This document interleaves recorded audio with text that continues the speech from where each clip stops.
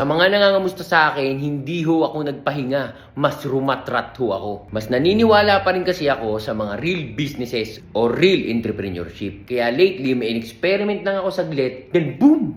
Ayan na. Ano yung boom na yun? Malalaman nyo rin yan sa mga next upload natin. Abangan ang mga sunod na mga sobrang lalaking wealthy multi shop. Yung biggest multi shop in the world na sinasabi ko last time, hindi lang po yun isa.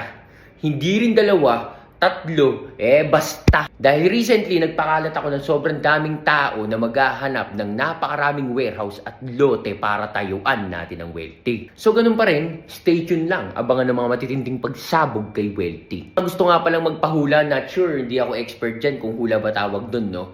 Message or PM or punta lang kayo sa page ni Nico Tarot Reader or Nico Reader. Kasi makwento ko lang saglit, no? Nung high school ako, tambay ako ng milk tea shop nun. Namit ko si Nico, high school pa ako noon Kada na rin talaga ang umiinom at mahilig sa milk tea, kaya talagang masasabi ko kung ano yung masarap at real sa hindi. Yun na nga, tambay ako ng milk tea shop, nandun si Nico, hinulaan niya ako saglit, not sure kung hula ba tawag doon So yung mga lumabas sa cards niya or sa hula niya, nagkatotoo na ngayon. So sa mga gustong magka-guide, message nyo si Nico para magkaroon kayo ng guide sa future ninyo.